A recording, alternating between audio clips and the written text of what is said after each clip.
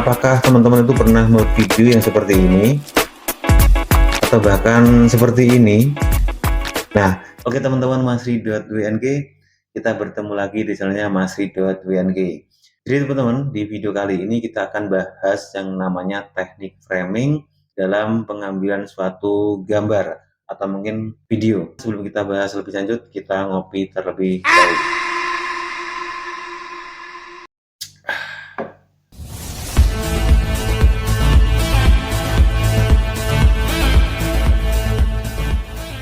Nah teman-teman, ada dua teknik yang ingin saya bagikan kepada teman-teman. Yang pertama adalah ketika kita ingin mengambil suatu video,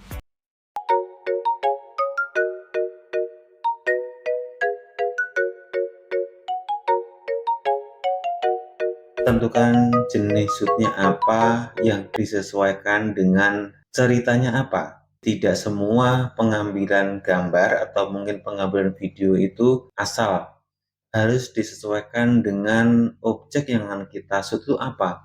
Terlebih bagi teman-teman yang punya tugas membuat sebuah video.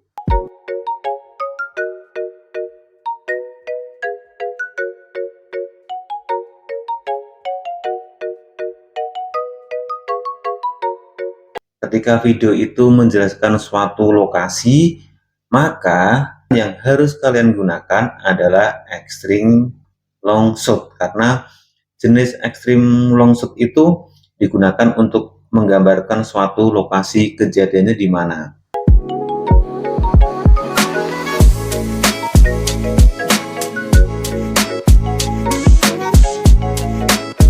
Kalau ngomong seperti saya ini, maka jenis shootnya adalah medium shoot, yaitu dari pinggang ke atas.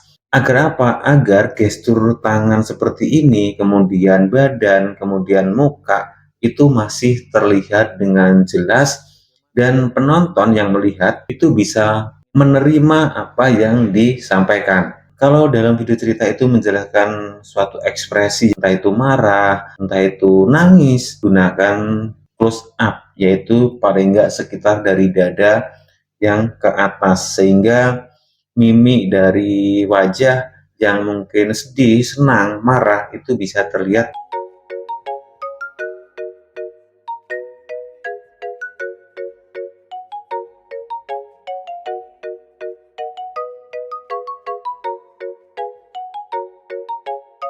Dalam pengambilan sebuah video atau mungkin pengambilan sebuah gambar itu harus disesuaikan dengan ceritanya. Jadi tidak semua video itu diambil menggunakan jenis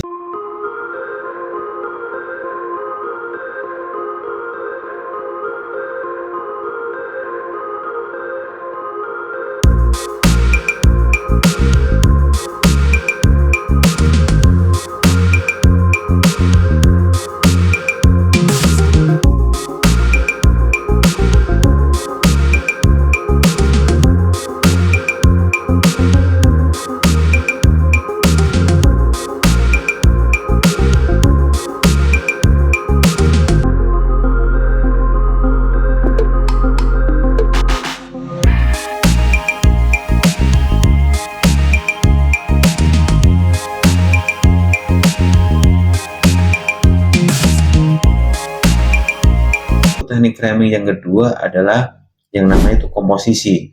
Yang pertama, ukuran sepertiga yang muncul di frame teman-teman. Layar kamera teman-teman itu terbagi menjadi 9 kotak.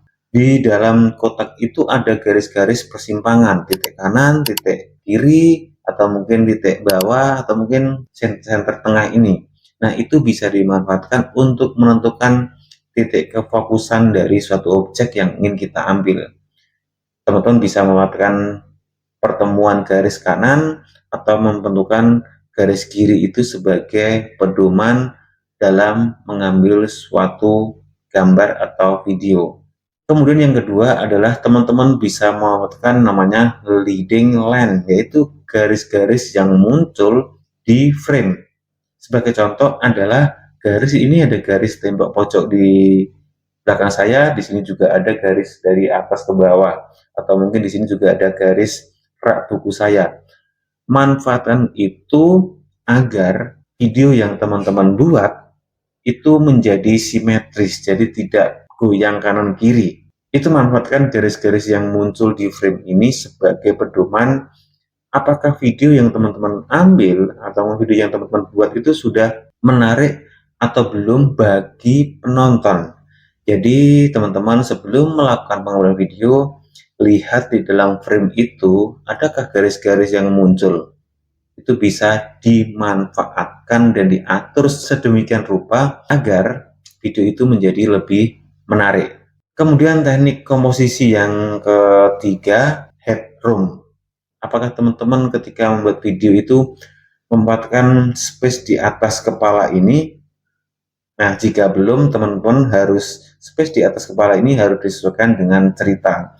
Kalau saya ngomong seperti ini, akan saya berikan space di atas ini agar menjelaskan suatu, oh ternyata di ruangan yang belakang itu ada objek seperti ini. Jangan sampai kepala kita itu di luar frame.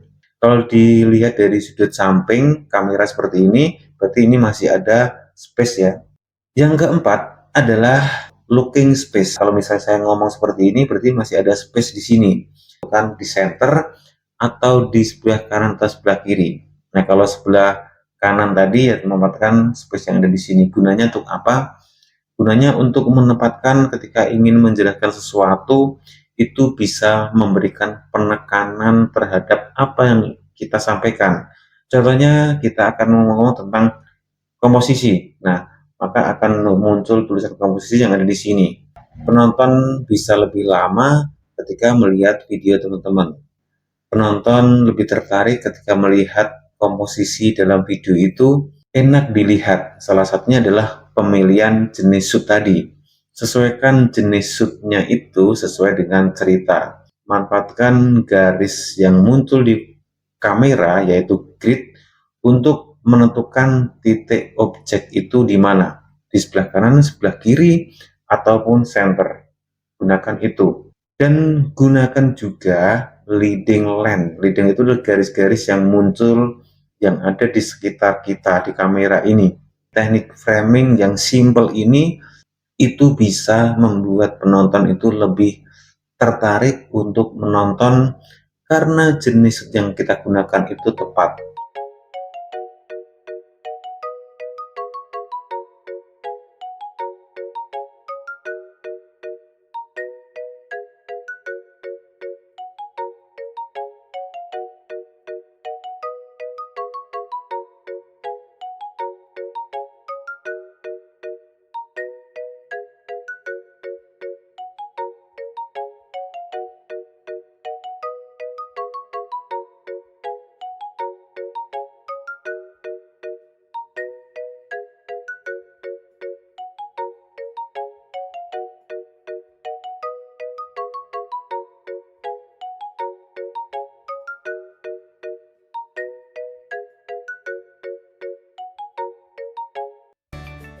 Baik, terima kasih teman-teman yang sudah melihat video ini. Mohon maaf jika ada salah kata dalam penyampaian di video kali ini. Terima kasih, jangan lupa teman-teman di like, di komen, di share juga boleh. Dan sampai jumpa di video saya selanjutnya. Bye-bye.